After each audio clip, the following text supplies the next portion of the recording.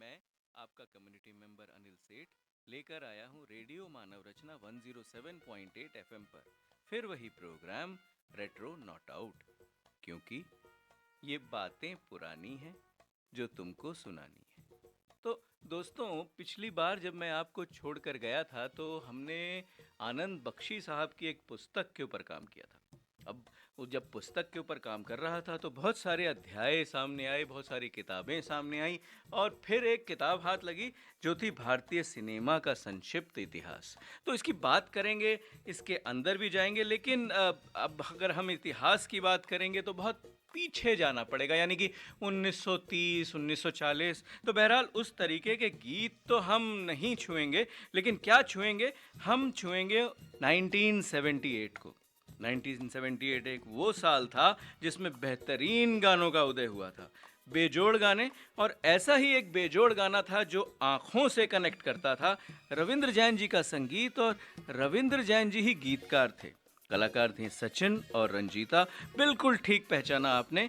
तो प्रोग्राम का उदय करते हैं उस अनुपम गीत के साथ जिसका जो उदय हुआ था और जो फिल्म का नाम था वही गीत का भी आरंभ था, अखियों के झरोखों से।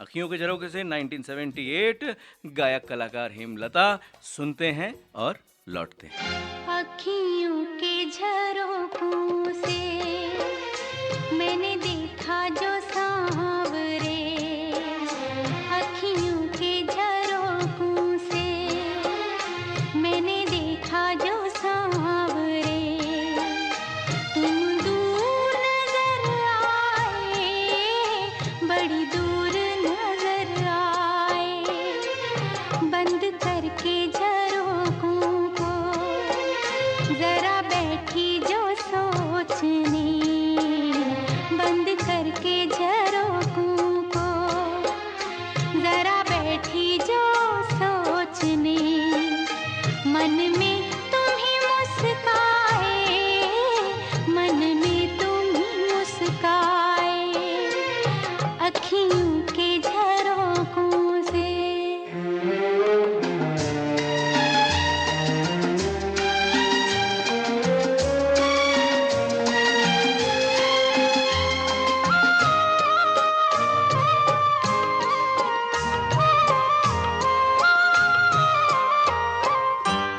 एक मन था मेरे पास, वो अब खोने लगा है, पाकर तुझे हाय मुझे कुछ होने लगा है।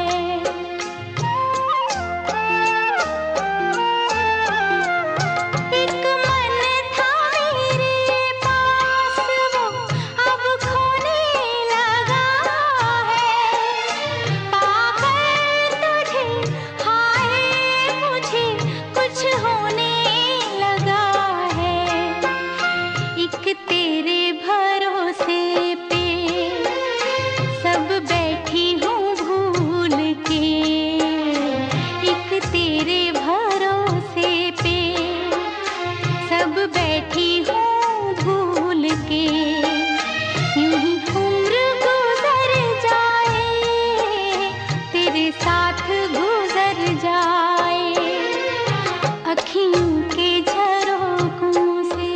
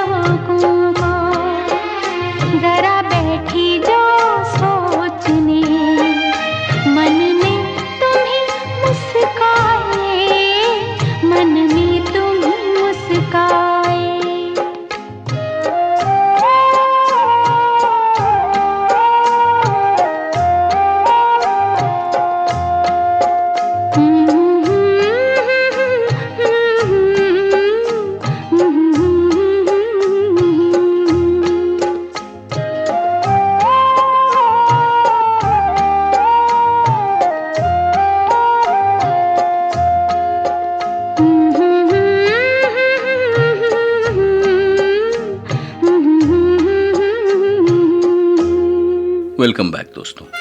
हम बात कर रहे थे किताब की। किताब कौन सी? किताब थी भारतीय सिनेमा का संक्षिप्त इतिहास। अब संक्षिप्त इतिहास बोलें या पूर्ण इतिहास बोलें, इतिहास तो इतिहास है। और शायद आप जानते भी होंगे, और ये मैं नहीं जानता था जब तक कि इस किताब के माध्यम से मुझे ये नहीं मालूम पड़ा कि भारतीय फिल्में निर्विवाद रूप से दुनिया में सबसे ज़्यादा देखे जाने वाली फिल्में हैं। अब नहीं विश्वास होता तो क्या करें? हम सोचते हैं कि हॉलीवुड होगा, हम सोचते हैं कि कोई और होगा, लेकिन ये तो हमारी अपनी हिंदी सिनेमा जगत की फिल्में हैं जो कि मतलब सबसे ज़्यादा देखी जाती हैं। अब न केवल भारत में 1 अरब दर्शकों के बारे में हम बात कर रहे हैं, जबकि हम ये कह रहे हैं कि हर दिन 12 मिलियन लोग सिनेमा देखने जाते हैं। बल्कि रूस, चीन, मध्य पूर्व, सुदूर पूर्व, मिस्र, तुर्की और अफ्रीका जैसे असंभव स्थानों में भारतीय उपमहाद्वीप और उसके डायस्पोरा से जो बड़े बड़े दर्शक हैं, वो इस बारे में बात करते हैं कि निर्विवादित रूप से ये दुनिया में सबसे ज़्यादा देखे जाने वाली फिल्में हैं। अब ये तो मतलब बात है कि पुस्तक की बात है। अब ये पुस्तक जो मैं देख रहा हूँ इस समय, जो मेरे सामने है, उसमें बहुत सारे एराज की बात की है, पर हम एराज की बात नहीं करेंगे क्योंकि हम लोग तो मुसाफिर हैं दोस्तों। अब ये बात जो आप सोच रहे हैं ये बिल्कुल सही है, क्योंकि मैं बात कर रहा हूँ 1977 में जो एक फिल्म आई थी अपनापन, जिसमें गायक कलाकार थे मोहम्मद रफ़ी, लता मंगेशकर, और संगीत दिया था लक्ष्मीकांत प्यारेलाल जी ने। गीतकार थे आनंद बख्शी जी, जिनके बारे में हमने अपने पिछले प्रोग्राम में बात की थी, और कलाकार जिन पे ये गीत फिल्माया गया था जितेंद्र सुलक्षणा पंडित। पर ये एक बाकमाल गीत था, और ये गीत था नंबर 2 श्रेणी का, और ये कुछ ऐसे बोल थे कि आदमी मुसाफिर है, आता है जाता है। बहरहाल हम जाने की बात अभी नहीं करेंगे क्योंकि अभी पूरा प्रोग्राम बाकी है दोस्तों। गीत सुनते हैं, लौटते हैं, और फिर आपका मैं यही इंतजार कर रहा हूँ। आदमी मुसाफिर है, आता है जाता है, आते जाते रास्ते में यादें छोड़ जाता है। आदमी मुसाफिर है, आता है जाता है, आते जाते रास्ते में यादें छोड़ जाता है। आदमी मुसाफिर है,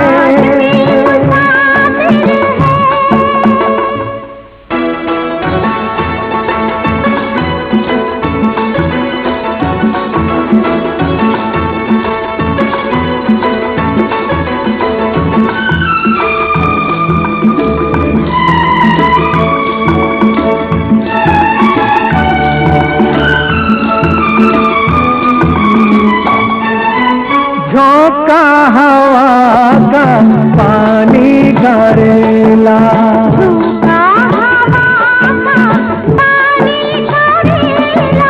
मेले में रह जाए जो अकेला, मेले में रह जाए जो अकेला, फिर वो अकेला ही रह जाता है। आदमी मुसाफिर है, आता है जाता है, आते जाते रास्ते में यादें छोड़ जाता है।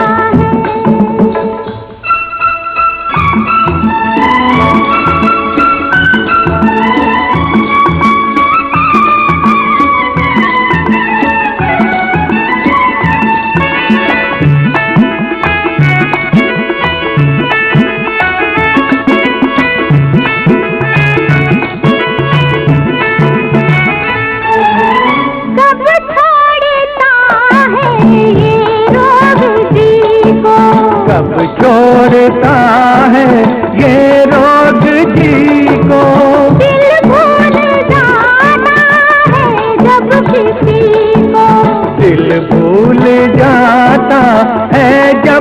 किसी को, वो भूल कर भी याद आता है। आदमी मुसाफिर है, आता है जाता है, आते जाते रास्ते में यादें छोड़ जाता है। आदमी मुसाफिर है,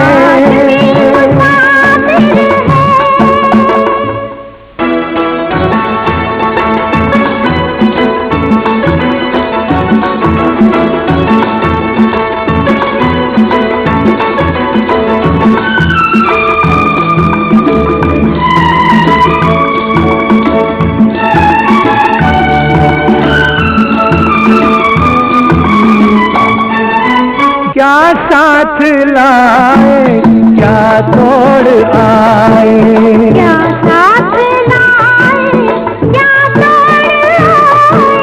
रास्ते में हम क्या क्या छोड़ आए, रास्ते में हम क्या क्या छोड़ आए। मंजिल पे जाके याद आता है।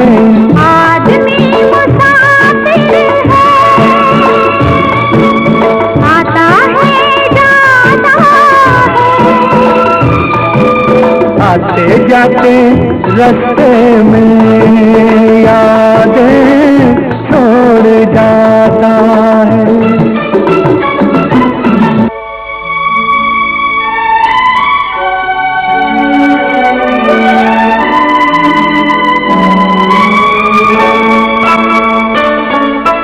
जब डोलती है जीवन की नैया, जब डोलती है जीवन की नैया।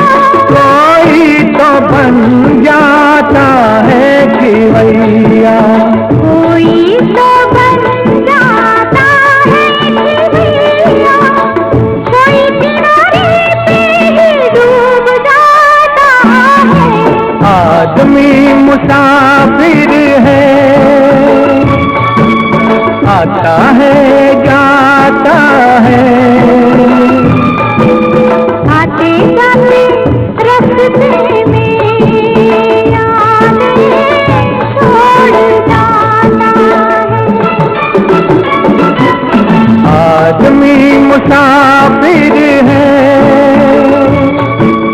आता है जाता है, आते जाते रास्ते में यादें छोड़ जाता है, यादें छोड़ जाता है, यादें छोड़ जाता है।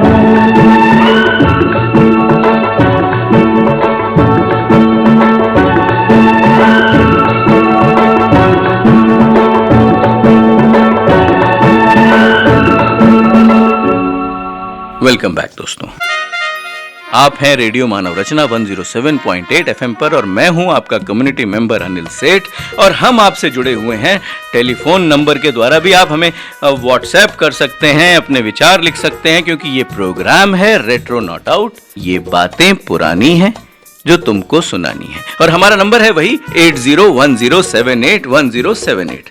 तो हम बात कर रहे थे फिल्मों की, हम बात कर रहे थे वो तमाम फिल्मों की जिनके गाने अभी बेहतरीन रहे 1978, 1977। पर हम एक किताब की भी और बात कर रहे हैं, यानी भारतीय सिनेमा का संक्षिप्त इतिहास। संक्षिप्त मतलब छोटा सा, लेकिन हमें ये किताब पढ़ के ऐसा लग रहा है कि इतिहास तो बहुत बहुत बड़ा है। जब हम शुरू करते हैं तो ये एक इतिहास जो शुरू होता है साइलेंट एरा से शुरू होता है। और साइलेंट एरा वो एरा था जब मूक फिल्में जो हैं वो देखी जाती थी।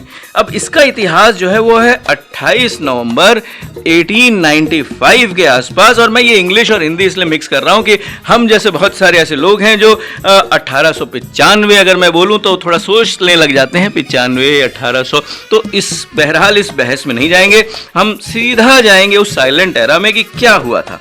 तो लुमियर भाइयों ने 28 नवंबर 1895 को पारसी जनता के लिए एक छोटी सी हाँ, मैं ये छोटी सी इसलिए कह रहा हूँ कि बहुत ही छोटी सी एक फिल्म थी जो कि 1 से 2 मिनट लंबी थी।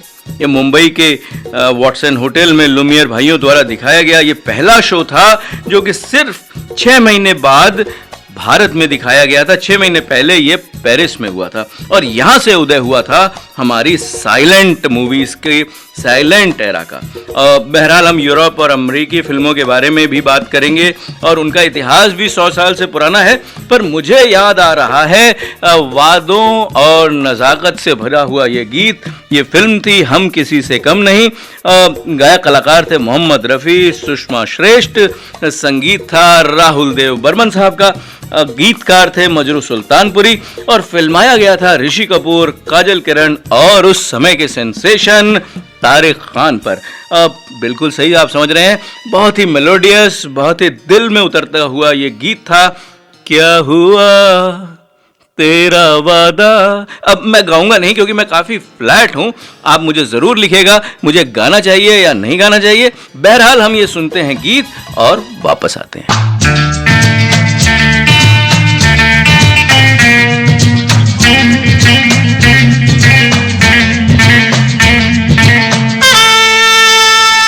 क्या हुआ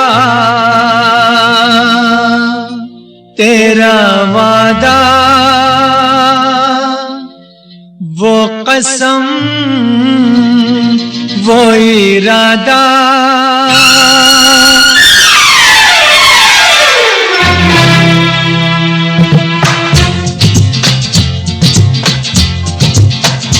क्या हुआ तेरा वादा, वो कसम वो इरादा, भूलेगा दिल जिस दिन तुम्हें, वो दिन जिंदगी का आखिरी दिन होगा। क्या हुआ तेरा वादा, वो कसम वो इरादा।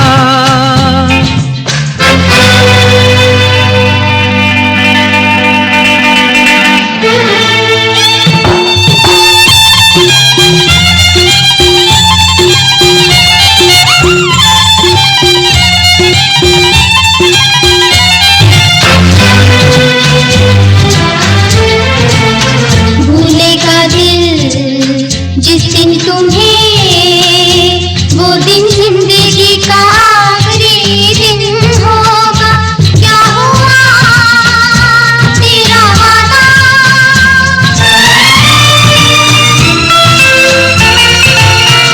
याद है मुझको तूने कहा था तुमसे नहीं रूठेंगे कभी, दिल की तरह से हाथ मिले हैं कैसे भला छूटेंगे कभी। तेरी बाहों में बीती हर शाम, बेवफा ये भी क्या याद नहीं। क्या हुआ तेरा वादा, वो कसम वो इरादा, भूलेगा दिल जिस दिन तुम्हें, वो दिन जिंदगी का आखिरी दिन होगा। क्या हुआ तेरा वादा, वो कसम वो इरादा।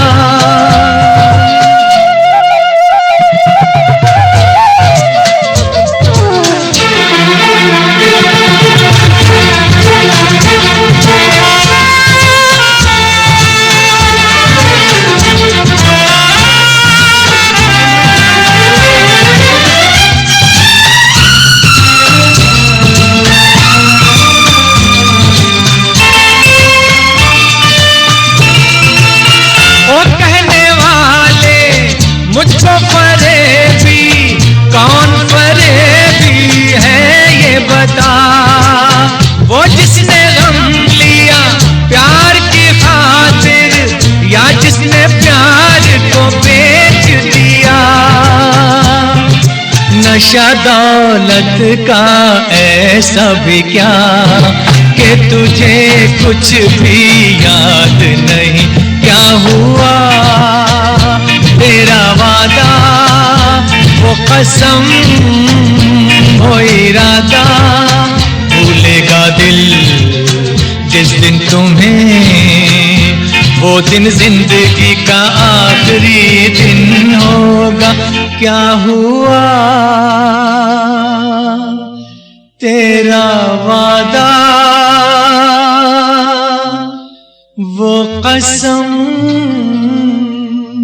वेलकम बैक दोस्तों, मैं अनिल सेठ आपका यही इंतजार कर रहा हूँ रेडियो मानव रचना 107.8 FM पर। और आज हम बात कर रहे हैं एक पुस्तक की, भारतीय सिनेमा का संक्षिप्त इतिहास, और हम इसके साथ बात कर रहे हैं उन गानों की भी वो जो 1978-77 में सबके दिलों की धड़कन थे। ये जो मैं क्रम आपको सुना रहा हूँ ये बिनागा संगीत माला का एक क्रम है, ये आप भी सुन सकते हैं। बहरहाल मैं ये कोशिश करूंगा कि ये प्रोग्राम जो है वो आपको संगीत माला से भी पिरोए रखे, भारत के इतिहास से भी पिरोए रखे, और पान की भी एक परंपरा थी और उसको खा के जो बनारसी पान के स्वाद की बात थी उसकी भी परंपरा थी। बहरहाल हम पान की बात बाद में करेंगे, हम बात करते हैं फाल्के साहब की। तो फाल्के साहब ने 1913 में इंग्लैंड से लौटने के बाद अपने आप को समर्पित कर दिया था सिनेमा की ओर। अभी उनकी जो फिल्में थीं वो अब उसकी पराकाष्ठा की क्या बात करें।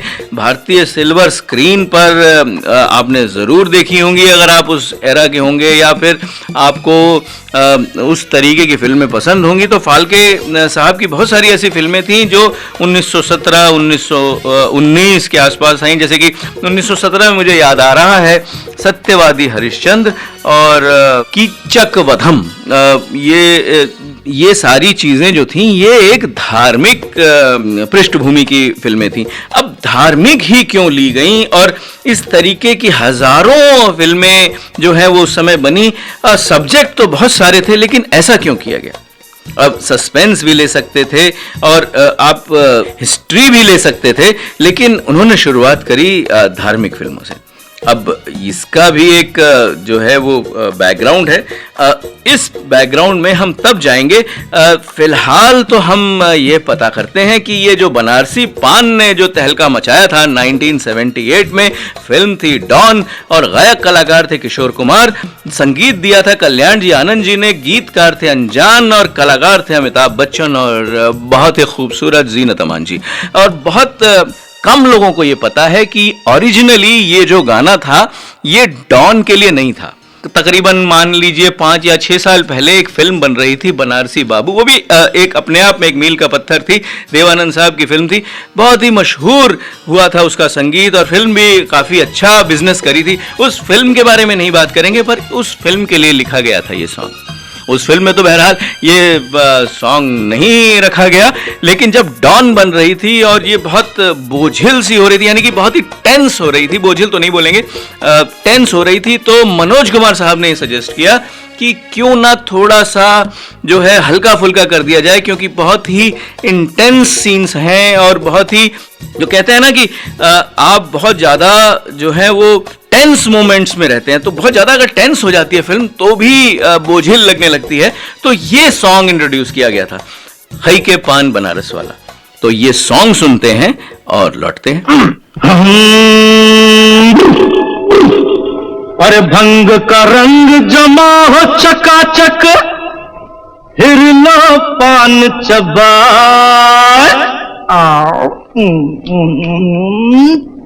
आहा, अरे ऐसा झटका लगे जिया पे पुनर्जन्म हो जाए। ओ खई के पान बनारस वाला,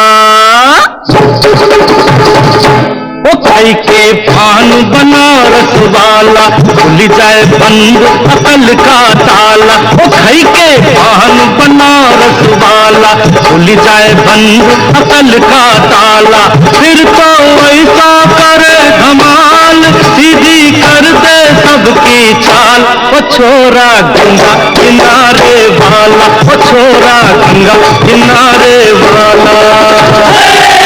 खाई के पान बनाओ रसवाला, खुल जाए बंद अकल का ताला।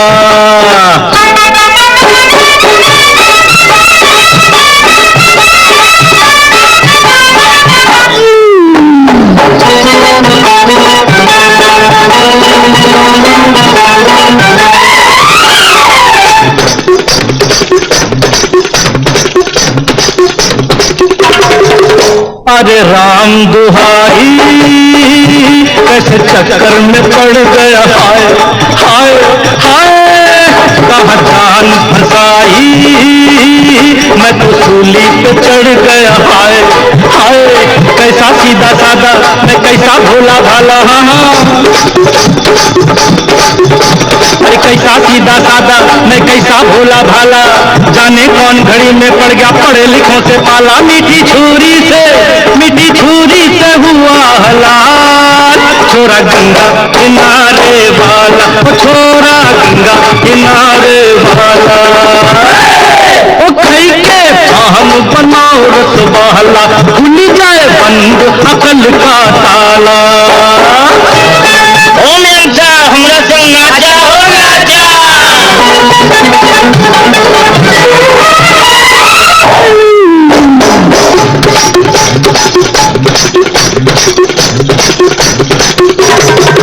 एक कन्या कुंवारी हमें सूरत मर गए, हाय हाय हाय एक मीठी कटारी हमें दिल में उतर गई, हाय हाय कैसी गोरी गोरी तीखी तीखी छोरी मामा, कैसी गोरी गोरी तीखी तीखी छोरी करके जोरा जोरी कर गई हमरे दिल की चोरी, मिली छोरी तो हुआ निहाल, छोरा गंगा किनारे वाला, छोरा गंगा किनारे वाला। ओ खाई के पान बनाओ रसवाला, खुल जाए बंद अकल का ताला, ओ खाई के पान बनाओ रसवाला, खुल जाए बंद अकल का ताला। फिर तो वैसा करे धमाल सीधी कर दे सबकी चाल, ओ छोरा गंगा किनारे वाला, ओ छोरा गंगा किनारे वाला, ओ छोरा गंगा किनारे वाला। वेलकम बैक दोस्तों। कहाँ खो गए? पान की बात हो या बनारस की बात हो, तो जो अपने आप जो दिल से निकल जाता है वो ये होता है कि बेताब उम्मीदों से रिश्ते रखे थे बहुत, कहते हैं उम्मीदों का एतबार अभी बाकी है, बेवक्त शौक से रचे थे पाक दामन रास्ते, कहते हैं गुनाहों की इंतहा अभी बाकी है। बहरहाल हम गुनाहों की बात नहीं करेंगे, हम तो एक सैटेलाइट एरा की बात करेंगे और फिर हम कहेंगे कि हम ध्वनि युग की बात करेंगे। तो ये सारी चीज़ें जो हैं वो किताब के माध्यम से आपके पास मैं पहुंचा दूंगा। फिलहाल हम बात कर रहे थे ये साइलेंट एरा की।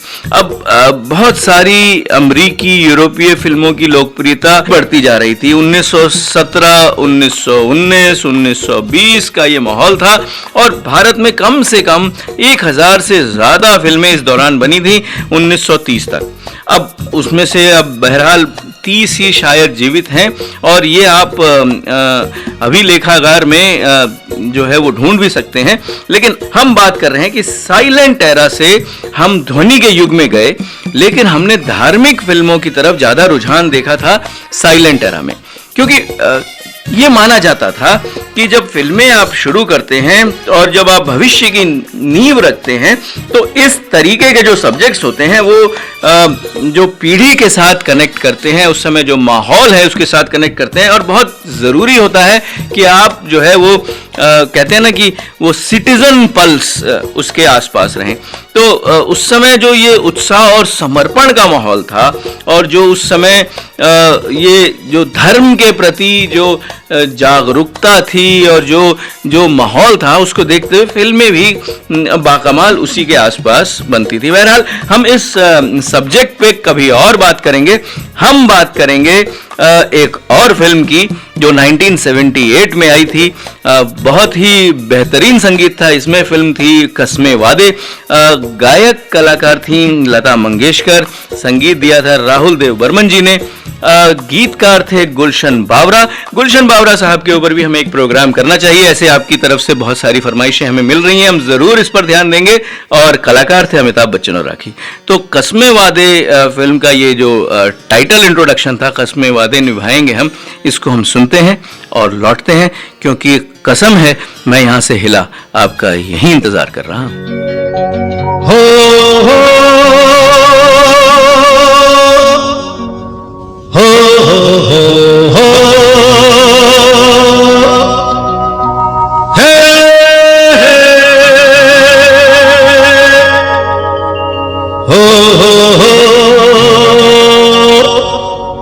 हे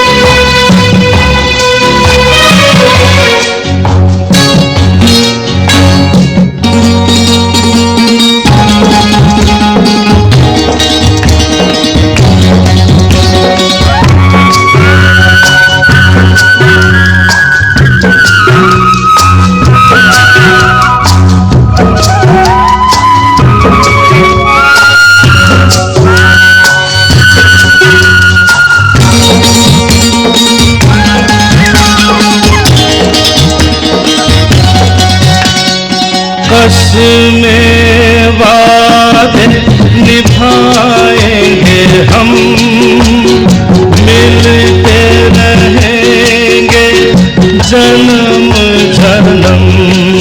ओ कस्में वादे निभाएंगे हम, मिलते रहेंगे जन्म जन्म। तुझको तो मुझे ऐसा लगा बरसों का सोया हुआ प्यार मेरा जगा। तू है हीरा मैं हूँ बाती, आजा मेरे जीवन साथी। बस में वादे निभाएंगे हम, मिलते रहेंगे जन्म जन्म। चेहरों से हो अनजाने हम, दिल को पहचाने। कभी प्यार नहीं मरता है, पागल प्रेमी ही जाने। आ जाती है लब पे खुद ही भूली बिसरी बात।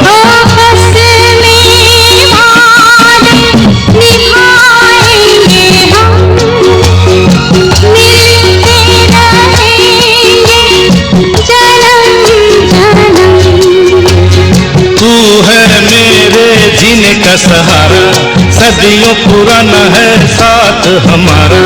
तू है हीरा मैं हूँ बाती, आजा मेरे जीवन साथी। ओ कस्में वादे निभाएंगे हम, मिलते रहेंगे जन्म जन्म।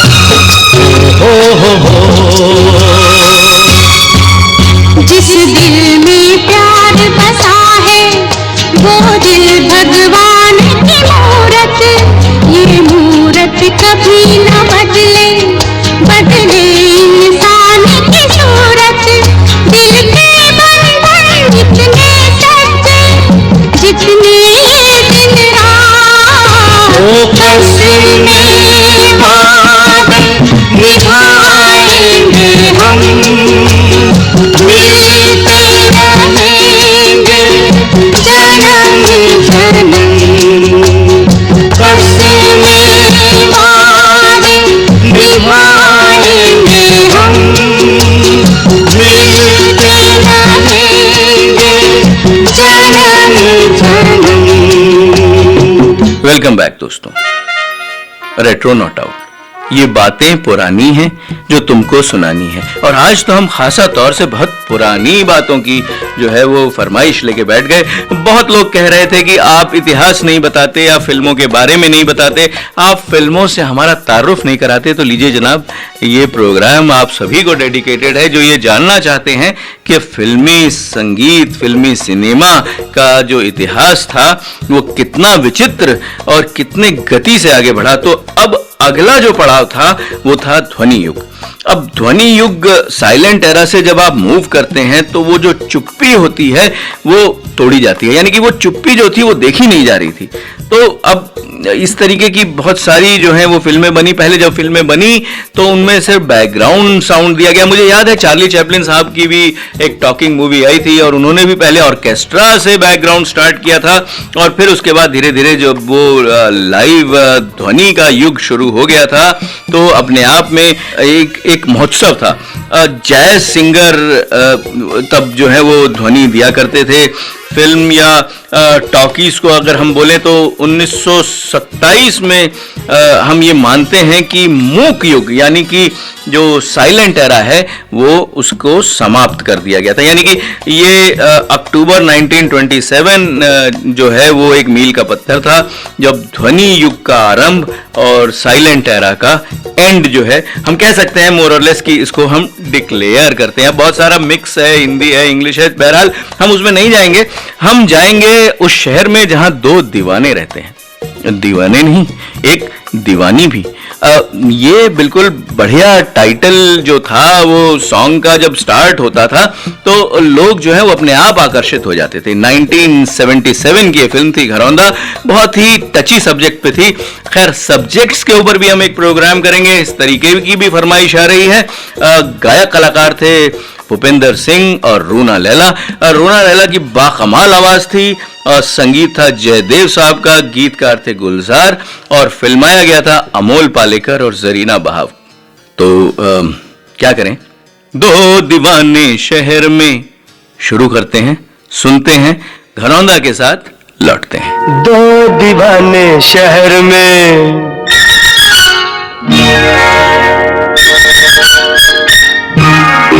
दो दीवाने शहर में रात में या दोपहर में आबुदाना ढूंढते हैं आशियाना, ढूंढते हैं आबुदाना ढूंढते हैं एक आशियाना ढूंढते हैं। दो दीवाने शहर में रात में या दोपहर में आबुदाना ढूंढते हैं एक आशियाना ढूंढते हैं दो दीवाने।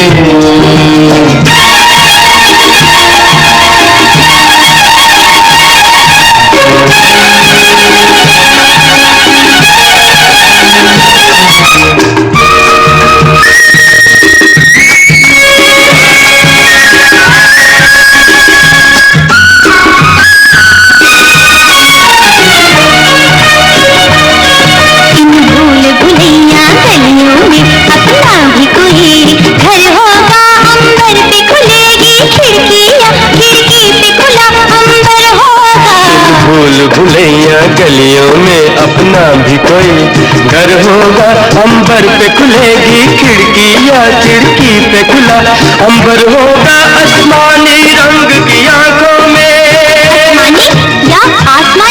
आसमानी रंग की आंखों में बसने का बहाना ढूंढते ढूंढते आबुदाना ढूंढते हैं आशियाना, ढूंढते हैं दो दीवाने शहर में रात में या दोपहर में आबुदाना ढूंढते हैं एक आशियाना ढूंढते हैं दो दीवाने।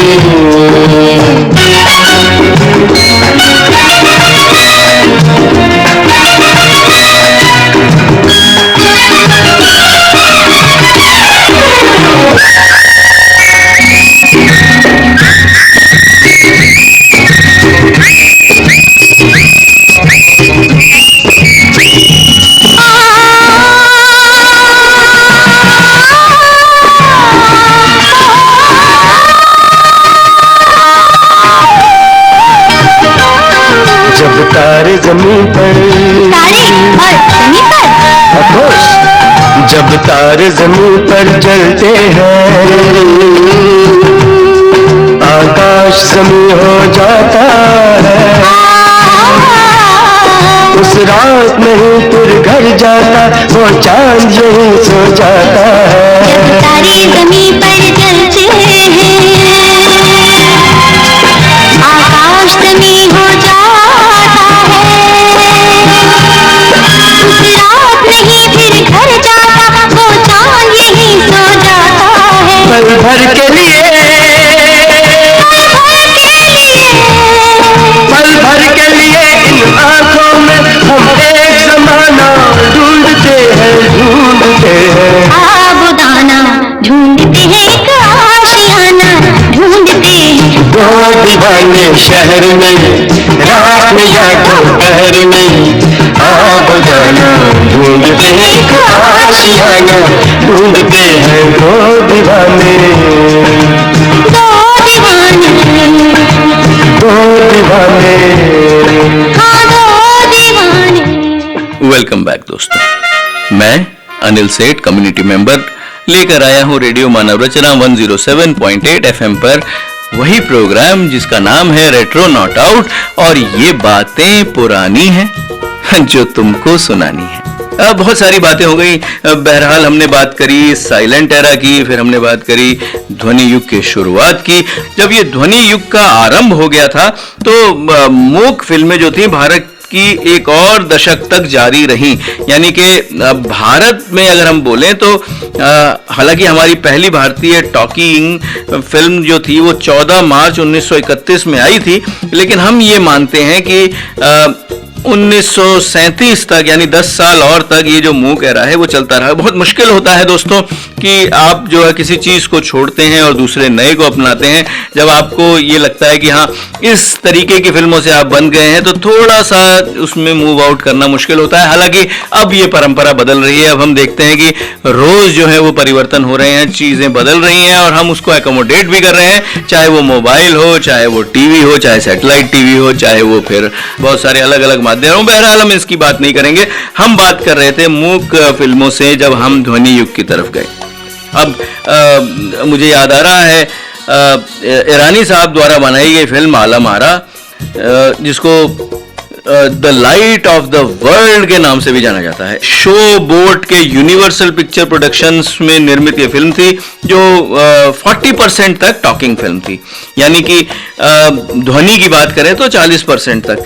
और उस समय ये 150 मिलियन से अधिक हिंदुस्तानी लोग जो हैं वो हिंदी और उर्दू के मिश्रित जो भाषा होती थी, जिसे बाजारी भाषा कहा जाता था, उसे समझते थे। और जैसे ही ये बॉम्बे में पहली बोलती फिल्म बनाई जाने लगी, हिंदुस्तान को लोकप्रिय सिनेमा की भाषा बनाने के लिए 14 आधिकारिक भारतीय भाषाओं में से एक इसको चुना गया। और इसका एक इतिहास है। इस इतिहास में नहीं जाएंगे, हम जाएंगे एक भजन की ओर, जो कि बहुत ही सुंदर भजन था। 1978 की ये फिल्म थी, लता मंगेशकर जी ने और मन्ना डी जी की आवाज में था।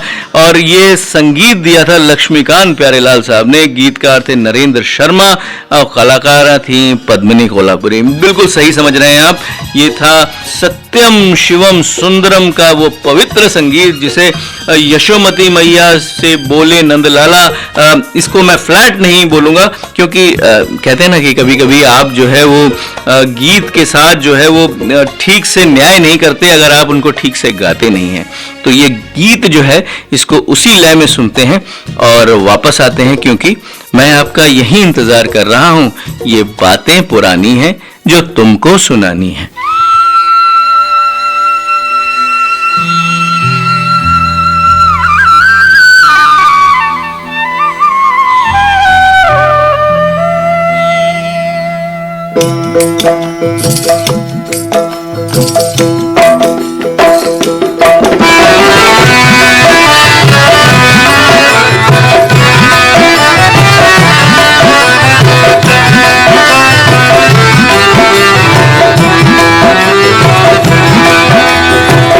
यशोमती मैया से बोले नंदलाला, यशोमती मैया से बोले नंदलाला, राधा क्यों गोरी मैं क्यों काला, राधा क्यों गोरी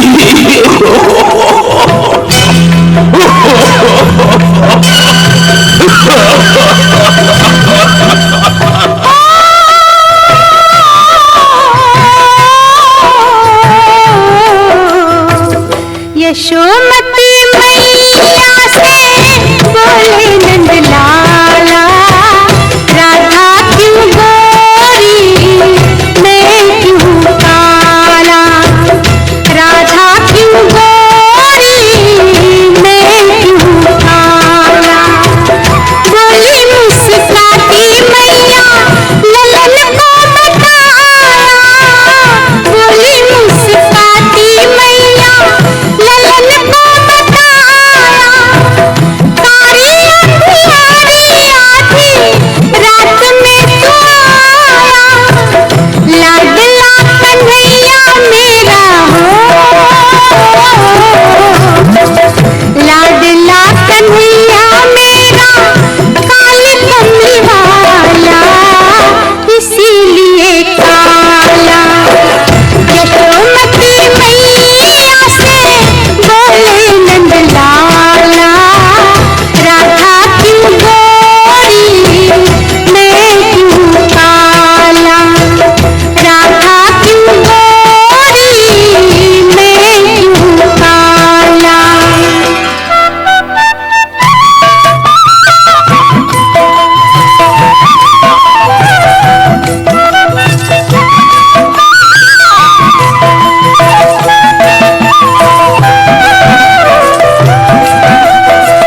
बोली मुस्काती मैया सुन मेरे प्यारे, बोली मुस्काती मैया सुन मेरे प्यारे, गोरी गोरी राधिका के नैन कजरारे, काले नैनों वाली ने हो, काले नैनों वाली ने ऐसा जादू डाला, इसीलिए काला। यशोमती मैया से बोले नंदलाला, राधा क्यों गोरी मैं क्यों काला, राधा क्यों गोरी मैं क्यों काला। वेलकम बैक दोस्तों। तो हम बात कर रहे थे भारतीय सिनेमा के इतिहास की, संक्षिप्त इतिहास की टू बी प्रिसाइज, और ये हम मूव कर गए थे साइलेंट एरा से ध्वनि युग की तरफ, और ध्वनि युग का आरंभ कर दिया था हमने, और ये भी बता दिया था कि भाई ये किस तरीके की हिंदुस्तानी भाषा को जो है ये अडॉप्ट किया गया, और क्यों हम हिंदुस्तानी भाषा में ही पहली जो फिल्म की तरफ जो है बढ़े थे। अब मुझे याद आ रहा है जोसेफ डेविड के उर्दू पारसी नाटक पर आधारित आलमारा। आलमारा एक कॉस्ट्यूम ड्रामा है जो दो रानियों की प्रतिद्वंदिता की कहानी बताता है, और इसमें कई पात्र हैं, कथानक और उपकथानक शामिल हैं। इस फिल्म के गानों ने धूम मचा दी थी, और जी हाँ, आपके पास इसीलिए तो हम बैठे हैं कि इस तरीके के गाने हम आपको सुनाएं, इस तरीके के गाने हम आपके साथ साझा करें जिन्होंने धूम मचा दी हो। अब बहरहाल अब ये आलमारा की जो धूम थी, जो कि विशेष रूप से अभिनेता गायक WM खान द्वारा एक फकीर की भूमिका में गाया गया था, जिसके जो शीर्ष बोल थे कुछ इस तरीके से, दे दे खुदा के नाम पर प्यारे, यानी कि अल्लाह के नाम पर भिक्षाम नहीं। तो इस तरीके के जो गीत लिखे गए थे ये बहुत ही पॉपुलर हुए थे, और हम ये भी बता चुके हैं कि भाई ये जो धार्मिक तरीके का जो कनेक्ट था वो क्यों शुरू हुआ था, वो किस वजह से आया था। अब बहरहाल हम इसमें बहुत ज्यादा नहीं जाएंगे, क्योंकि ये भिन्न भिन्न भांति के रूप और भिन्न भिन्न तरीके का जो संगीत था, जैसे शैली उर्दू पारसी ये जो थिएटर में विकसित हुई थी, इसके बारे में और बात करेंगे हमारे अगले कार्यक्रम के लिए। हम इसको छोड़ देते हैं, वैसे जाने का मन तो नहीं कर रहा है दोस्तों, पर घड़ी ये कह रही है कि भाई अब आपका जो है ये समय जो है इस प्रोग्राम का पूरा हो गया है, अगले प्रोग्राम में हम इसको यहीं से कंटिन्यू करेंगे और बातें करेंगे और भी सारी भारतीय सिनेमा के संक्षिप्त इतिहास की। मैं आपको छोड़े जा रहा हूं, बहुत ही बाकमाल फिल्म थी ये त्रिशूल। ये कैरेक्टर मेरे दिल के बहुत पास थे क्योंकि इन्होंने बहुत सारी बातें जो थी वो आंखों से कर दी थी और जो कि साइलेंट एरा की भी निशानी थी। लता मंगेशकर जी की आवाज थी, गीत साहिर का था और कलाकार थे हेमा मालिनी, अमिताभ बच्चन, शशि कपूर, राखी, गायक कलाकार किशोर कुमार और येसुदास भी थे। जी हाँ, बिल्कुल ठीक समझ रहे हैं आप। फिल्म थी त्रिशूल 1978 और जो गीत था वो कुछ इस तरह का था कि मोहब्बत बड़े काम की। यहाँ मैं रुक जाता हूँ क्योंकि बेसुरे से सुरों की तरफ आप जाएंगे, ये गीत सुनेंगे। मैं आपका यही इंतजार करूंगा। हमारा नंबर है 8010781078। अगले हफ्ते फिर इस प्रोग्राम को आगे बढ़ाएंगे, इस अध्याय को आगे बढ़ाएंगे। तब तक के लिए नमस्कार, खुश रहिए, तंदुरुस्त रहिए, क्योंकि मैं आपका यही इंतजार कर रहा हूं। मोहब्बत बड़े काम की चीज है, काम की चीज है।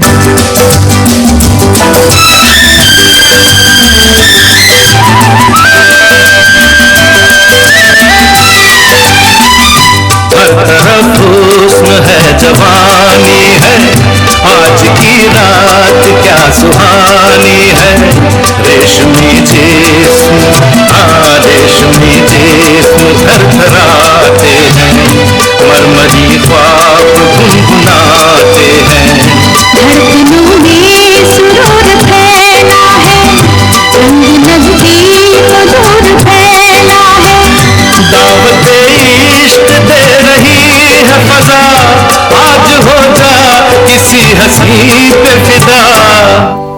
कि मोहब्बत बड़े काम की चीज है, काम की चीज है।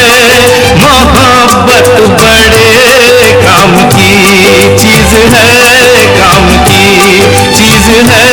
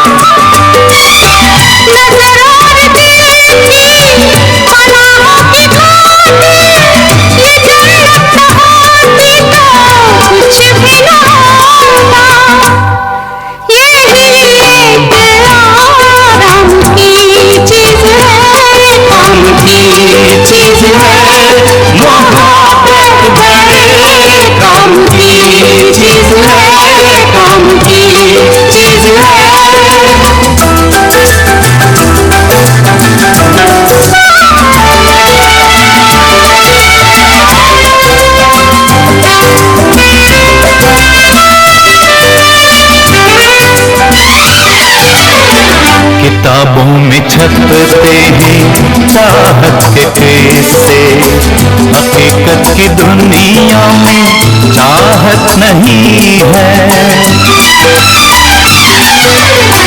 किताबों में छपते हैं चाहत के किस्से, हकीकत की दुनिया में चाहत नहीं है। जमाने के बाजार में ये वो शय है कि जिसकी किसी को जरूरत नहीं है। ये बेकार बेदाम की चीज है, ये कुदरत के इनाम की चीज है। ये बस नाम ही नाम की चीज है।